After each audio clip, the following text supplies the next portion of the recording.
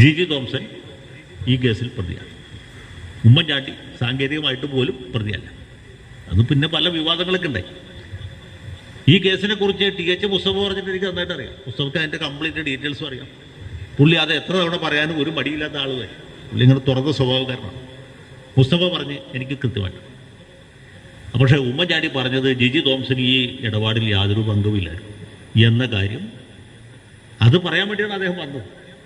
അദ്ദേഹം ഇത്രയും അവശനായിരിക്കുന്ന സമയത്തും ഞാനീ പറഞ്ഞില്ല, നമ്മൾ എല്ലും തൊലിയും എന്ന് പറയുന്നത് ഞാൻ അന്നാണ് അനുഭവിച്ചത്. ആ സമയത്തും ഉമ്മൻചാണ്ടി ആരോഗ്യം അത്രയും മോശമായിരിക്കുന്ന സമയത്തും പറഞ്ഞത് ജി തോംസന് പാമോയിൽ ഇടപാടിൽ യാതൊരു പങ്കുമില്ല എന്ന കാര്യം പങ്കുവെക്കാനാണ് അദ്ദേഹം. അതായിരുന്നു. അപ്പോൾ ഞാൻ അദ്ദേഹത്തിൻ്റെ അടുത്ത് ചെന്നു. ഞാനൊരു ബെന്നിച്ചേട്ടൻ പറഞ്ഞ പോലെ അദ്ദേഹത്തിൻ്റെ നിതാന്ത വിമർശകനായിരുന്ന ആൾ. അടുത്ത് ചെന്നു, വളരെ സ്നേഹമായിട്ട് സംസാരിക്കും. ഞാൻ അദ്ദേഹത്തോട് പറഞ്ഞു എൻ്റെ ഭാര്യ ഉമ്മൻചാണ്ടി സാറിൻ്റെ ഒരു ആരാധികയാണ്. അപ്പോൾ അദ്ദേഹം ചിരിക്കും. അപ്പോൾ ശബ്ദം ഇല്ല. ആ ഗവൺമെൻറ് ഡോക്ടറല്ലേ, ഇപ്പോൾ ഏത് ആശുപത്രിയിലാണ്? ഞാൻ പറഞ്ഞു ഇന്ന പെരുമ്പാവൂർ ആശുപത്രിയിലാണ്. വീടിൻ്റെ അടുത്താണല്ലോ. ഇതാണ് അദ്ദേഹത്തിന് അറിയാം.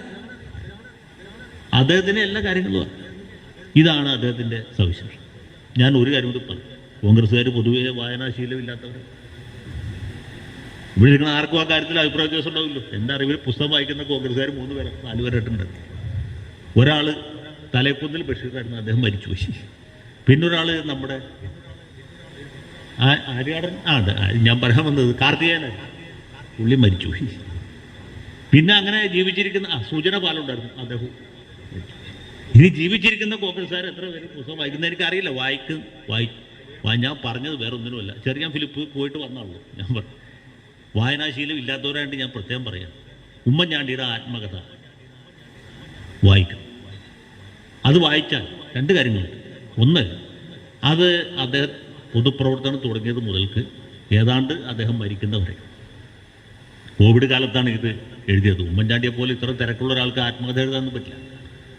പ്രശസ്ത പത്രപ്രവർത്തകനായ സണ്ണിക്കുട്ടി അബ്രഹാം നിരവധി തവണ ഇദ്ദേഹത്തെ ഇങ്ങനെ പിടിച്ച് അദ്ദേഹത്തിൻ്റെ ജീവിതത്തിൽ ഇല്ലാത്ത സമയം ഉണ്ടാക്കി അദ്ദേഹം പറഞ്ഞു കൊടുത്ത കാര്യങ്ങൾ കൃത്യമായി കുറിച്ചെടുത്ത് അത് എഴുതി അദ്ദേഹത്തെ കാണിച്ച് ബോധ്യപ്പെടുത്തി അതിൽ അദ്ദേഹത്തിന് ആക്ഷേപമുള്ള ഭാഗങ്ങൾ ഒഴിവാക്കി പിന്നെയും അതിൻ്റെ കരട് രണ്ടാമത് കാണിച്ച് രണ്ടാമത് ബോധ്യപ്പെടുത്തിയതിന് ശേഷം പ്രസിദ്ധീകരിച്ച മരണശേഷമാണ് പുസ്തകം പുറത്ത്. ആ പുസ്തകം അതിൻ്റെ 2 പ്രത്യേകതയുണ്ട്. ഒന്ന്, അദ്ദേഹം പൊതുപ്രവർത്തനം തുടങ്ങിയ കാലം മുതൽക്ക്, അദ്ദേഹം ബാലജന സഖ്യത്തിൽ തുടങ്ങിയത് മുതൽക്ക് ഏതാണ്ട് കോവിഡ് കാലം വരെയുള്ള പൂർണ്ണമായ ചരിത്രമാണ്. എല്ലാ ചരിത്ര സംഭവങ്ങളും അതിൽ ഉൾക്കൊള്ളും. വളരെ സമഗ്രമാണ്. ഞാനതിന് ശേഷം സണ്ണിക്കുട്ടിയായിട്ട് സംസാരിച്ചു. സണ്ണിക്കുട്ടി പറഞ്ഞു ഇദ്ദേഹത്തിന് അപാരമായ ഓർമ്മശക്തിയാണ്. ഓരോ ചെറിയ കാര്യങ്ങളും അതിൻ്റെ സൂക്ഷ്മമായ വിശദാംശങ്ങൾ വരെ ഓർമ്മയുണ്ട്.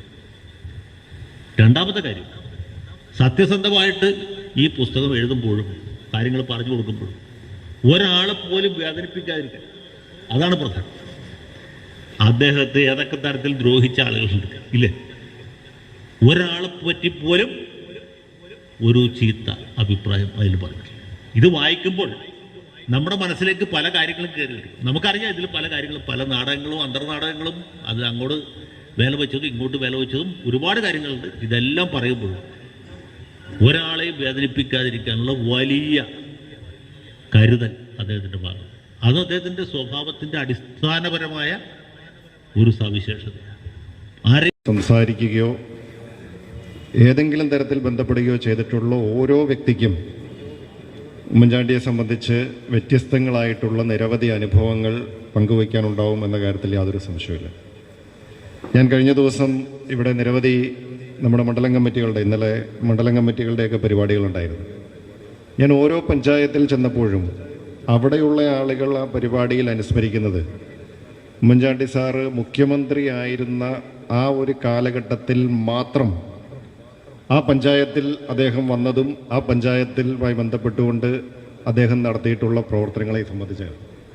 അങ്കമാലിയെ സംബന്ധിച്ച് പരിശോധിച്ചാൽ ഇവിടെയുള്ള അങ്കമാലി മുനിസിപ്പാലിറ്റിയിലായാലും 8 പഞ്ചായത്തുകളിലായാലും ഉമ്മൻചാണ്ടി സാറ് ഇടപെട്ടുകൊണ്ട് നടപ്പിലാക്കിയിട്ടുള്ള അല്ലെങ്കിൽ ഇവിടെ ലഭ്യമായിട്ടുള്ള നിരവധി കാര്യങ്ങൾ ഓരോ പഞ്ചായത്തിലും പെട്ട ഇവിടെ ഇരിക്കുന്ന ഈ വരുന്നിരിക്കുന്ന നിങ്ങൾക്ക് എല്ലാവർക്കും ഓർത്തെടുക്കാനുണ്ടാവും എന്നുള്ളതാണ്. ഞാനതിങ്ങനെ ആ പ്രസംഗങ്ങൾ ഇങ്ങനെ ഓരോ പഞ്ചായത്തിലും ചെന്നപ്പോൾ അവിടുത്തെ നേതാക്കന്മാരിങ്ങനെ തുറവൂര് ചെയ്ത കാര്യങ്ങൾ, കറൂറ്റി ചെന്നപ്പോൾ കറൂറ്റിയിൽ ചെയ്ത കാര്യങ്ങൾ, അതിങ്ങനെ ഓരോരുത്തരിങ്ങനെ പറഞ്ഞുകൊണ്ടിരുന്നപ്പോൾ ഞാനിങ്ങനെ അനുസ്മരിക്കുകയായിരുന്നു. നമുക്കിപ്പോൾ കേരളത്തിൽ മുഖ്യമന്ത്രിമാരുണ്ട്, മന്ത്രിമാരുണ്ട്. ഈ 8 വർഷത്തിനിടയിൽ നമുക്ക് ഈ അങ്കമാലിയിൽ അവരുടെ ഒരു സാന്നിധ്യം ഉണ്ടായത് എപ്പോഴാണ് എന്ന് ഞാനിങ്ങനെ അനുസ്മരിക്കാം. വളരെ അപൂർവമായിട്ട് മാത്രമേ നമുക്ക് ഉണ്ടായിട്ടുള്ളൂ. അതാണ് ഉമ്മൻചാണ്ടിയുടെ പ്രത്യേകത അല്ലെങ്കിൽ വ്യത്യസ്തത എന്ന് നമുക്ക് പറയാൻ കഴിയും. മഹാത്മജി രാജ്യത്തിന് സ്വാതന്ത്ര്യം ലഭിച്ചതിന് ശേഷം അദ്ദേഹം ഇന്ത്യയുടെ ഭരണകർത്താക്കളോട് പറഞ്ഞ ഒരു കാര്യം, ഈ സർക്കാർ എന്ത് തീരുമാനമെടുക്കുമ്പോഴും ഈ രാജ്യത്തെ ഏറ്റവും പാവപ്പെട്ടവൻ്റെ മുഖം നിങ്ങളുടെ മനസ്സിലുണ്ടാവണം എന്നാണ് മഹാത്മാഗാന്ധി രാജ്യത്തെ ഭരണകർത്താക്കൾക്ക് നൽകിയ ഒരു ഉപദേശം അല്ലെങ്കിൽ മുന്നറിയിപ്പ്. എനിക്ക് തോന്നുന്നു ആ ആശയം, ആ ഉപദേശം എല്ലാ കാലത്തും മനസ്സിൽ കാത്തു സൂക്ഷിക്കുകയും അത് അക്ഷരാർത്ഥത്തിൽ പ്രവൃത്തിപഥത്തിൽ കൊണ്ടുവരികയും ചെയ്ത നേതാവിൻ്റെ പേരാണ് ശ്രീ ഉമ്മൻചാണ്ടി എന്നുള്ളത്.